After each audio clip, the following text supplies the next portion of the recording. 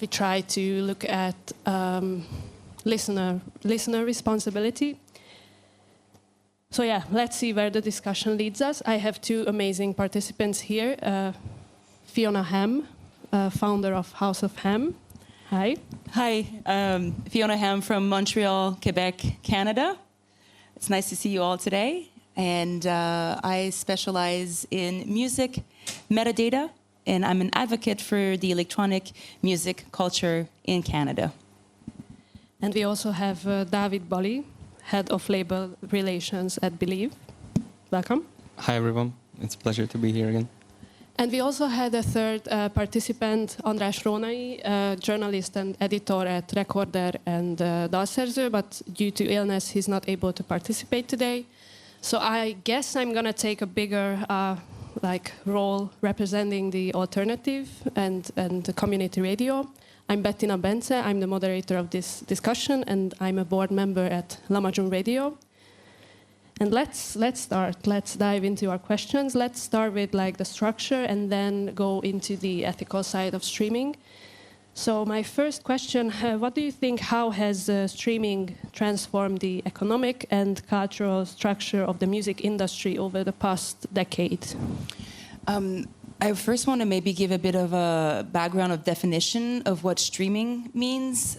So before there was streaming, there was what we call broadcast, which still exists. But broadcast is how music is communicated through cable, through wire, traditionally through the radio.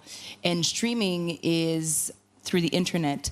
And today we're talking about ethical streaming, which is quite interesting as two words combine.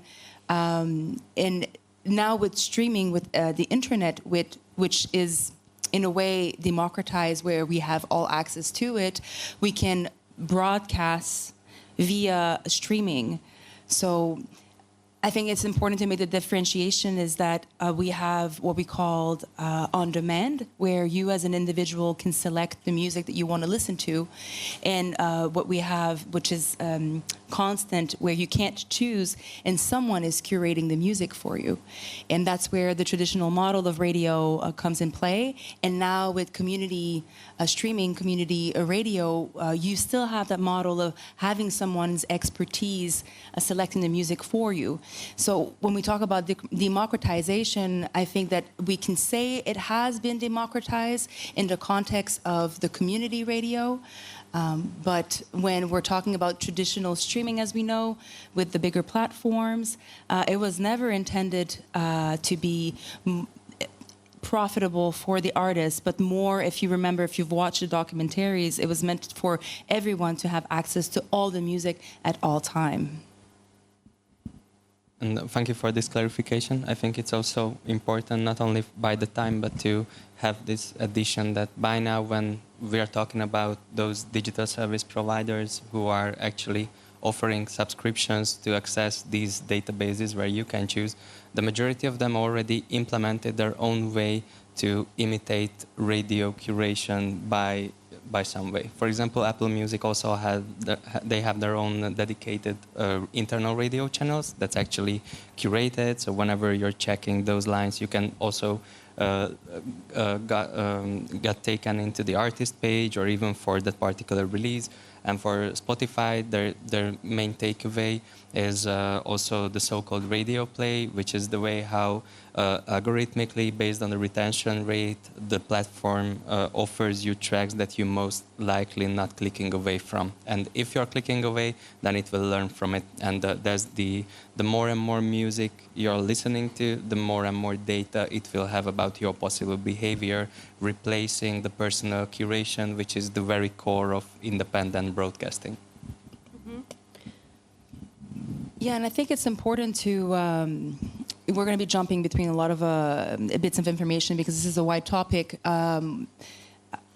When artists or creators are distributing music to DSPs, digital service provider, it's the acronym, it's important to know that each platform functions in a different way. And when we talk about is it a media or is it not a media, we'll get to that point later, or is it a marketing tool? I would tend to say it's more of a marketing tool because artists who understand how this platform operates will release music like before you would have a radio edit with a shorter version of the song, because they will have learned that for your music to perform on that platform or have more chance of being suggested to listeners or an audience, it needs to fit within those specific criteria, which means having a shorter song.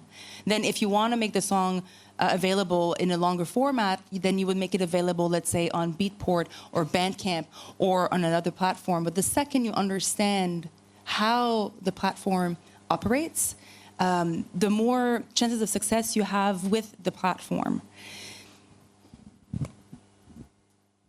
And do you think streaming, you mentioned this, that it democratized access, but I think it also created new inequalities within different platforms. And I don't know if you want to mention something in connection with that. So, should I start with this one? Yeah. Yeah. I don't want to sound as if I would defend any of these providers, because I think it's clear also in the room that their main aim is basically to sell subscriptions. So there's nothing to actually to make it to a position as if we would idolize it. So each and every DSPs have their own focus, their own target group, and also the services they try to maintain in order to keep their people on the platform. The same happens also for YouTube. The same applies to all the key stores. I think that this possibility is also a bit more shadowed by the fact that developing Eastern European markets doesn't really have all the possible income routes when it comes to their music. So, for example, as you're coming from a very developed market, whenever someone owns a master, they can rely on multiple resources when it comes to possible radio plays, maybe singles, also to have a life cycle of a master.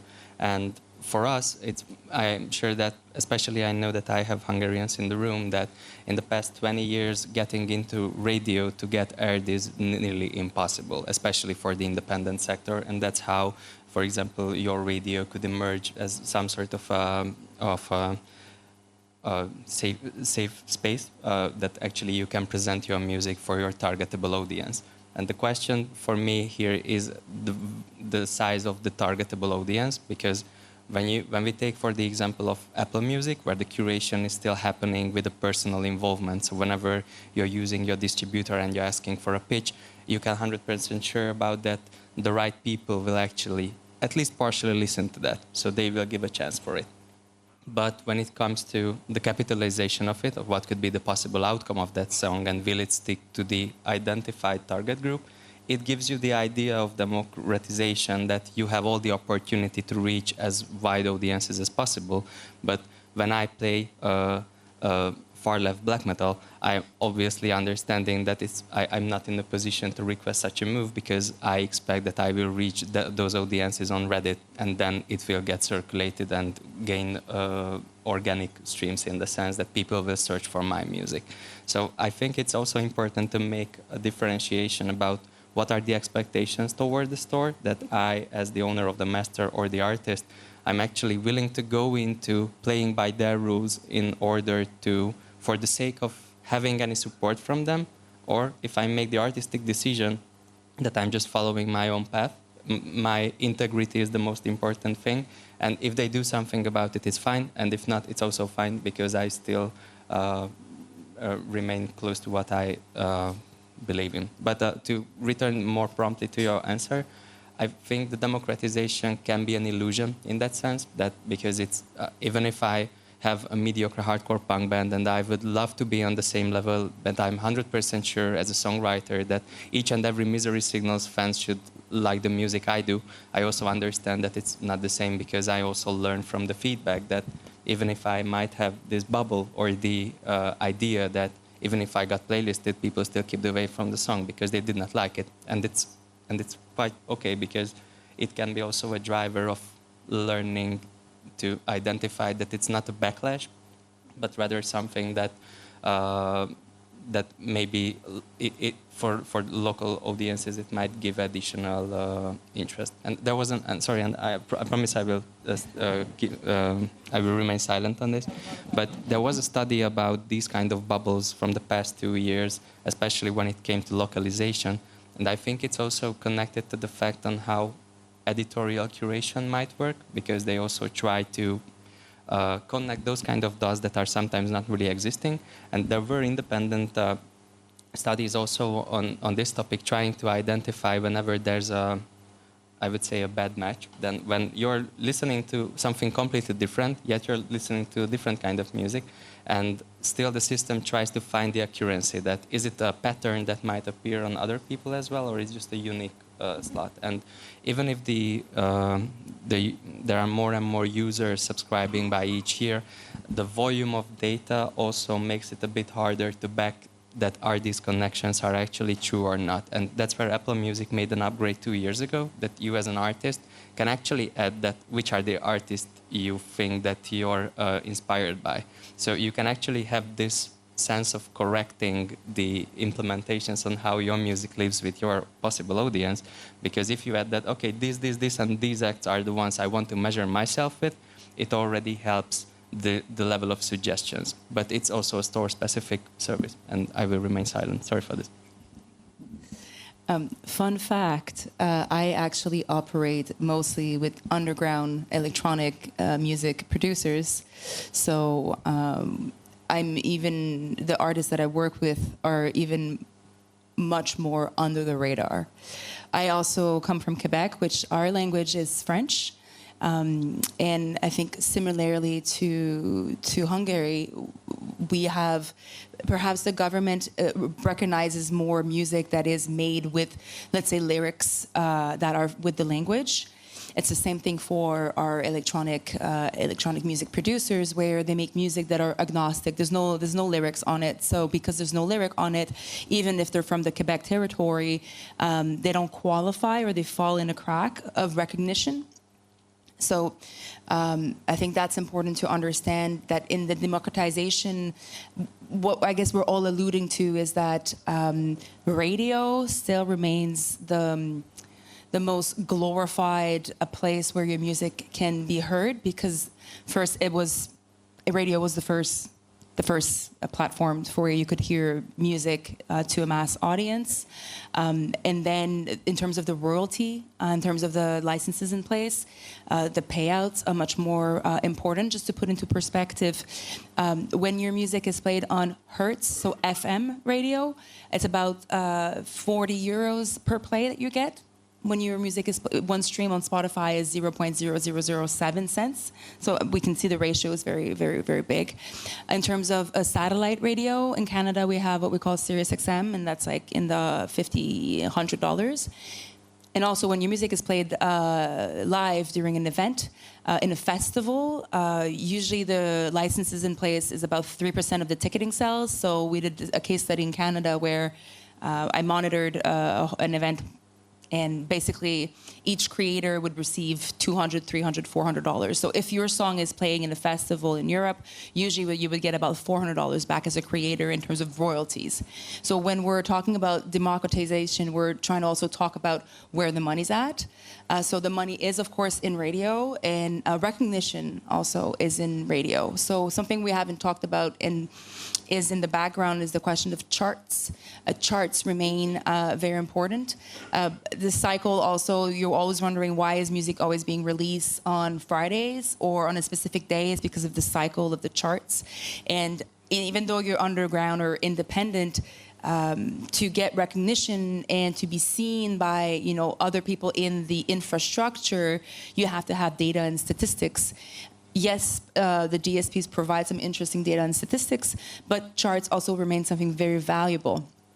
Going back to democratization, it is more democratized now, because in order for your music to be made available to the public, you don't need anything. You can basically go to Bandcamp and upload an audio file and make it available to the whole wide world. You can do the same thing with YouTube. And then, when we talk about the other DSPs, those are accessible via an aggregator. An aggregator would be DistroKid, CD Baby, TuneCore, Believe, all of these platforms that aggregate the music to the DSPs. And coming from metadata, what's very shocking is the mandatory field are title of the recording, artist name, and ISRC, which is the code for the recording. Some platforms don't even require UPC, which is basically back in the days when you would sell a CD, that would be the barcode in the back. The UPC identifies the product. So these are the 4 mandatory metadata. There's nothing regarding songwriters. And I don't know if there's any songwriters in the room here, people who compose. Yes, perfect, great. So it's quite silly when you think about it. A sound recording would not exist without an underlying composition. The underlying composition, which is invisible, now still comes first. The partition came first. The sound recording, the gramophone, it came later, much later, like 100 years later. So it's funny now that we're in a world where we can only detect an underlying composition via the sound recording, but the underlying composition is not mandatory to be identified. And some people are going to say, the ISWC code is hard to get, or this and that, and that's a lie. Nobody goes to work without offering their name and I don't know if you have a social insurance number here when you go to work. In my country, you have to give a number to identify yourself in order to get paid. Well, the same thing. Every creator has one or can get one, and without that, you can't get paid. So going back to the question of democratization, yes, it's much more open, but there is no proper gatekeeping. So now the internet is flooded with music, and before you would get 800, 1,000, maybe new album every year, and now it's 120,000 songs a day. If I can just only add one more remark on this, that during the past 1.5 years, Apple Music also started something that's more or less gets aligned also with the likes of CSAC and the collecting societies. So thankfully, at least there's the willpower right now to make it a bit more right. So each and every songwriter have their own contributor IDs inside the system. And whenever we're going to the credits, right now it's impossible to deliver your music to Apple Music without actually naming also at least one technician. So, and it's also, I would say, especially when we're redigitizing heritage catalogs, it's also something when it's a back and forth, but it's also for the best possible will to actually credit those ones who people might have forget, because as you said, there were 2 decades when it did not seem as much important as it is. And I know that the damage is visible because of it.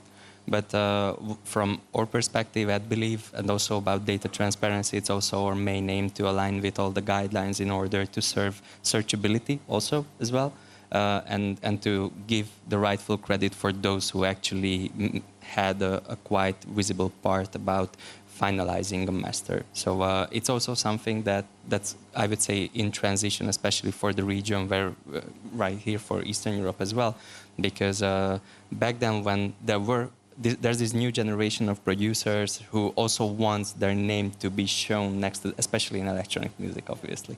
And DSPs bounced back this, that if it's not a performing artist but a producer, then they wouldn't have the right. And thankfully, we're going, I think, a better direction, if not the right one, in that sense, because finally, at least the producers are also starting to get searchable, and it's still not the end of the line, but I think that it's also a need that was and needed to be heard in order to not only rely strictly on the data you mentioned, because it's also vague, so especially with possible multiplicities on searching by data.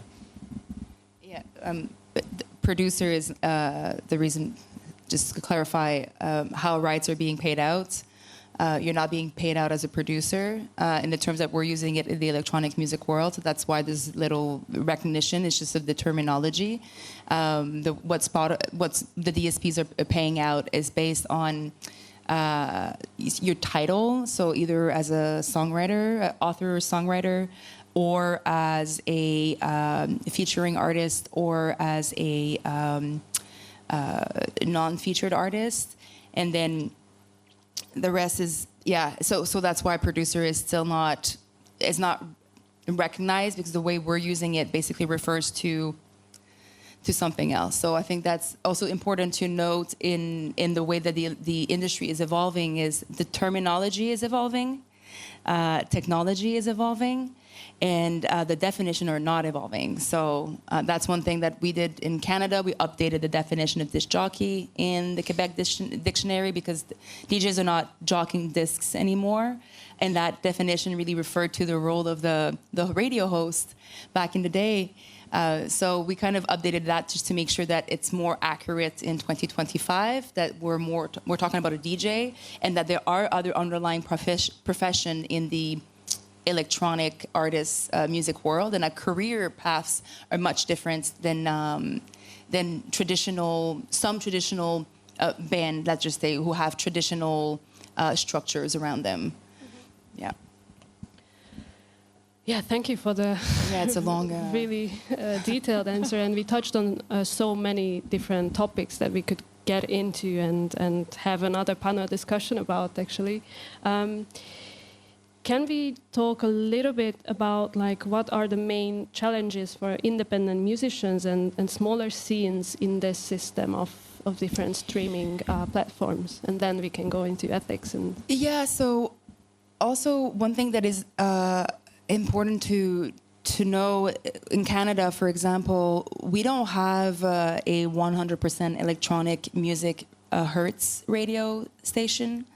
And why I say that is important is that public radio is funded by the government, and the government basically puts in place radio stations and programming that is in accordance to what the people want. And if you look at the numbers now, electronic music is top of the line in terms of what's being consumed, but we don't have a radio station, which means that there are about 3,000, 5,000 electronic music creators in Canada that don't even have an outlet in their own country to have their music being played. So yes, it's satellite, but we need Hertz FM. So what happens is that music is being played and consumed on other radio, so outside of the country, which means all that royalty and all that money is leaving the country as well. So for the government, for the country itself, it's something that needs to be addressed and adjusted. So in the radio context, that's something that we're working on. I don't know if you want to add something to... Also for, I think one of the biggest challenges, especially for our region, with lacking these possible legs at all, that if you're talking about, for example, the alternative scene, especially for Hungary, we literally have a semi-passive playlist from Spotify called Nem az a Pop, which tries to unite the heritage of a previous Hertz-based FM radio that used to serve as some sort of I wouldn't say an ivory tower of alternative music, but it became one of the ivory towers towards the people who are active on the market, unfortunately. And in order to make your chances to be heard, you have to act as if you would be handled by a major label. You have to think about a single strategy. You have to align with all the DSP guidelines in order to look like that you're, as if you would be like at Warner or something like that. And I think it also can be an internal issue that should be investigated for each and every, I would say master owner, not bands or artists, but in general who's in the music industry, that that whenever this kind of editorial support is sought for, it's always that an independent core basis should act as if they would be part of the major game. Yeah, there's something also to, so how do you know that the music is Hungarian? So, like for us in Canada, how do we know it's Canadian? We have a system called the MAPLE system, obviously, which stands for music, author, place of production, and lyrics. Again, lyrics, right? MAPLE. So when you operate in metadata, that's one thing that I would want to see for every music where. And again, that's not complicated because, you know, when I talk technical language, DDEX, CSAC.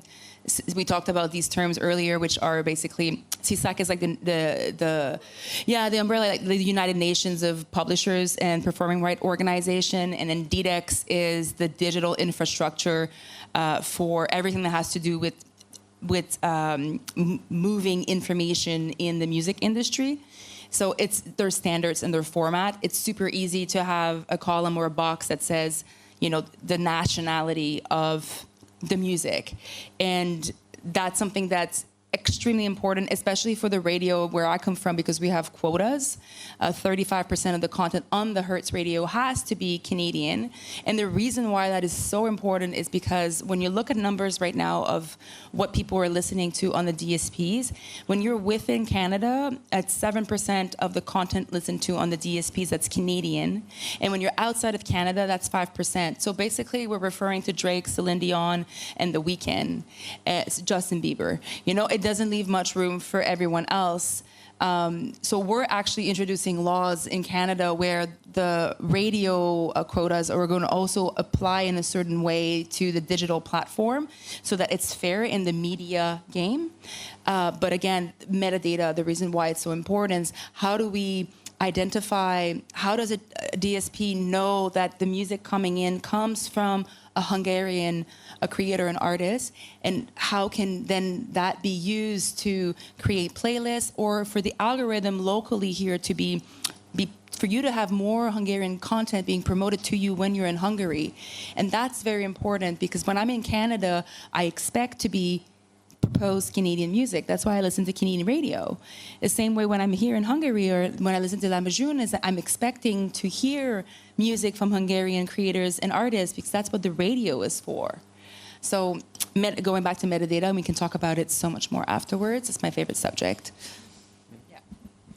Yeah, and returning back to these kind of challenges, besides this behavior issue about you should act like something as you're not coded inside internally, I think it's also one of those challenges that not only by radio, because it's important that in the sense when what you previously proposed that, and I'm sure we will talk about it, that is streaming actually a marketing opportunity or a possibility for revenues.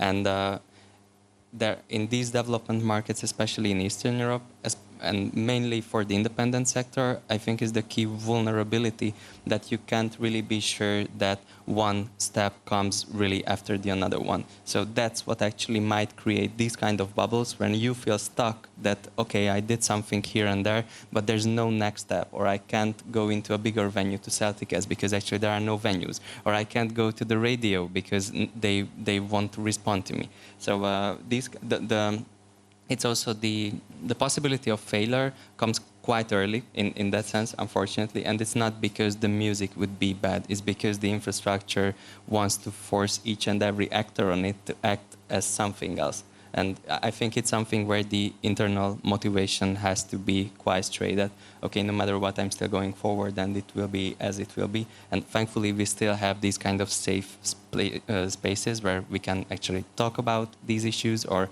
where we can also try to think about alternatives together. But in most of the cases, and it's important that you said not only on metadata level, but when it comes to the nationality in radio plays, because when I used to work for the music export office, we tried to lobby multiple times that we need the justification that we can send artists abroad anytime and they won't get any local recognition on the radio. My own grandmother doesn't know why I'm doing with these unknown musicians instead of picking artists from X Factor. And this kind of besides the regular question that when will I have finally a real job? So and this kind, it also just it's not helpful for no one, because whenever we had the justification that if this particular band was perfect for Primavera or this act could go to Eurosonic, I think they would deserve to let there be aired at least once in the radio so people can decide if they click away or not. And we were able at least to have a lobby together with the collecting society that they locally changed the metadata rule that if the nationality is Hungarian but the language is English, they would still consider it as a Hungarian song when it comes to the royalty sharing. Yes. But it didn't have an impact on gaining this justification. So I think it's also something that if these wheels are not turning on the same pace and for the same direction, it also leads to this feeling of failure that we might end up with defining the bubble. Mm-hmm. Ethics. I think we have time. A bit of time for ethics. Yeah, but also with these like regulations with the radio and commercial radio, and that's where like this practice comes in like Hungarian music consumption, that people still listen to radio on FM and in the car and not on web radio. And for example, Lahmacun is only on web radio because we don't want to deal with those kind of like regulations in music streaming, and we really want to show independent music. So yeah, that's one alternative, which is, I think, really important, and like we should redefine like the consumption, and also like ethics. And I think we can connect a bit with Bandcamp, for example, because that's a platform, and we have this example with Bandcamp how it become commercialized in a way, but also like SoundCloud. So people in bubbles could start with these platforms and do it on their own, and then maybe they get the recognition or can kind of move on after these. So yeah, and yeah, we talked about like the musician perspective, but we could also like kind of look into the listeners, how we can listen to music ethically, and like, can ethical music listening exist? Just to touch the Bandcamp point, I just want to let everyone know that unless it's changed, but Bandcamp does not pay royalties, mechanical royalties on listening. So you can listen to a whole album and the creator's not getting any money for it. It's a store. So Bandcamp is an amazing platform because you can search by country, and I use it to find music being released by Canadian electronic music producers. So it's great for that, but I don't want people to have the wrong illusion about the fact that you can listen to an album multiple times. Yes, at one point they say, hey, you've been listening to this 3 times, maybe you should pay for it. But you can still listen to it, and there's no royalty paid out for that. So I just want to clarify that. And yes, it's great because when you're buying, you're supporting more in a direct way. So direct to fan. It's a direct to fan platform. YouTube is UGC, so the responsibility is on the user.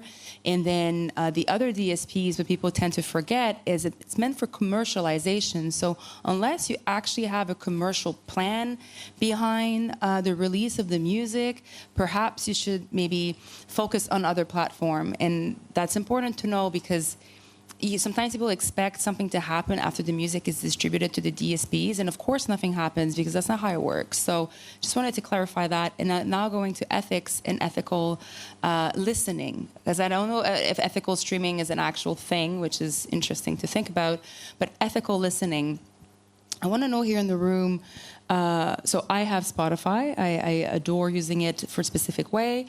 Does anyone have ever seen anyone use Spotify at work? Everyone? Okay, so Spotify is meant for personal consumption. You're not supposed to use Spotify at work, like never, ever. No one should ever use that in a restaurant, in a bar, anywhere. In a Spotify version you can buy as a club or a bar, you pay a license and it gets paid out. Okay, maybe if you pay the license, right? But your own personal Spotify account. There's a version of Spotify for businesses, for cafes, that actually pays out. Yes, that. Nobody uses it. Yes, exactly. So that's the point. That's exactly the point. What he just said here, the license. It's all about license. What's the license in place? And what we can do as individual is tune into your local community radio. Tune into, get yourself familiarized with the people that are programming the radio stations. Like I listen to Ibiza Global Radio, to GDS.FM, Lahmacun now, Kashmir Radio, and why not make it a habit that when you're at work, you're actually tuning in those radio, and have actually make it a thing where people are coming in to grab a drink, to grab a coffee, and actually can hear the local radio playing. And I think that would be the most influential way of moving the movement forward, rather than boycotting or having any kind of anti-speech. Because that's not going to change anything. I mean, disconnecting from the platform, it's sure, maybe it feels good for you, but on the bigger picture, let's just focus on the pro. Let's focus on the positive, and I think in an ethical way, just being more curious about who's behind the programming and getting more involved. It's the same way. If you're not going to the club, the booker's never going to know to book you to play in the club. So I think there's that relationship that needs to be built too as well with the radio. And I wanted to go back to Bandcamp a bit, also to mourn it. Because and it's not only connected because of their change in ownership, but also the method what you also mentioned, that even if it has the message that it's time for you to open your wallet, what I see from my perspective, that first that wallet never gets opened, and I don't have any problem with that, because for Bandcamp I also personally use it for promoting my music rather than getting incomes. But the worst feeling is that whenever someone just wants to buy the very last t-shirt that you uploaded, then they will deduct the price as a service fee, because it happened multiple times. And literally, you're selling something for free, you're posting something on your own band cost, because Bandcamp just is coming right then at an invoice that, okay, so we didn't tell it to you in the past months, but you actually owe us this money. And it's also something that should be considered as a possible backlash, but it's also a challenge, I think, especially in the independent sector, to sell your product in the digital sphere nowadays with actually making it profitable. Going back to the word local earlier, we talked about localization versus globalization, and now we're talking about selling products. We're very much focused on exporting the music, but also like locally, how can we keep motivating people to attend the event, have actual merchandise in place? Like, how many times do you go to an event and there's nothing, you can't even buy a sticker, and merch is one of the biggest income stream and that's direct revenue to the artist. I know in the metal, heavy metal, my brother's in a heavy metal band, Killed by Sorrow, if it interests anyone. They sell a lot of merch every time in their shows, and the culture there from that community is to buy CDs. Still CDs. I buy cassettes. That's also another thing that I think is very important, is every time I travel, I go to the local record store, and I usually buy cassettes because they're easy to carry, but I also buy a local cassette of a local compilation because I can't go wrong, with that. Even if I don't like the music, it's still very much going back to the community. So how do we motivate the people to come out? Thank you for being here today. How do we motivate people to go to shows? How do we make shows also more innovative? You don't necessarily always want to be out late at night and drink alcohol. Sometimes you just want to be in a cafe during the day having a cigarette and a coffee. So how do we keep innovating in presenting the music, offering merchandise, and increasing local awareness? Yeah, and there's a good alternative to Bandcamp. We have some examples. For example, Subvert is a platform. I got their manifesto and structure description here. It's actually downloadable digitally from their website. But they try to make a community-owned marketplace and make like a safe environment for these kind of purchases, not for streaming again, but like people to buy merchandise or music or vinyl, or and talking about physical streaming and physical listening is a whole different discussion. But that's also important. And also what you said about going to a place and listen to something made by a community of people and listen to a curated stream broadcast of music with alternative artists and people from the underground scene. It's also could be our closing lines, but I think you want to add something. I was wondering if we should also come back to one topic you mentioned, but I might only echo you that with the platform-specific takedowns, I also think that it could be like a tear in the rain in that sense, because globally speaking, there are more than 500 million subscriptions for the key DSPs globally. If an artist who has 1 million monthly listeners at one store, if they take down everything, there will be other options to listen to. And it's not something on my end to justify it, and it's something that when you have the will for it and also to communicate it, it's already your statement. But when it comes to the ethical background of choosing it, I think that both vice versa, it can be understandable on the level that it's unlikely that there would be a drop in terms of new subscriptions. And those people would try to find catalogs on the stores. And even if they will be mad at first if they don't find something, they will search for something else. And because what you also mentioned previously, that these DSPs are destined for availability of content. That's how the catalog logic actually works. And when it comes to radio in that sense, it's also about the momentum when someone is actually choosing that particular track. And it also goes back to the physical ownership, that if you can afford of supporting an act that's important for you, then that's the way how they can't really take it away from you, because no one will knock on your door taking away your CDs that you can't listen from this anymore. Yeah, and I think maybe for some of you might have noticed or not, but I choose not to mention the names of specific companies because the more we talk about it, or the more we mention the name, every time a dollar goes into the pocket, you know, it's like me being in Canada, our neighboring country is the same thing. Every time the name of that person is being mentioned, a dollar goes into their pocket. So I rather focus on you know, the positive things that is happening, and the more we talk about the positive things, the more we grow in the beautiful way. And that's why I think radio, online radio community is just the way to go, because it's just real people that you can actually talk to. You go to Instagram or Facebook, I've seen you, you know, people message you, you reply right away, and it's a great place to start and to engage. So just keep focusing on the positive things, and yeah, just all growing together. That's a beautiful closing line, I think. Do you want to add anything? We're available for question after, right? Yes, we are running out of time now, so please come by and continue this discussion. Thank you so much for the panelists for attending to this discussion, and yeah, have a nice afternoon after this. Thank you for joining us.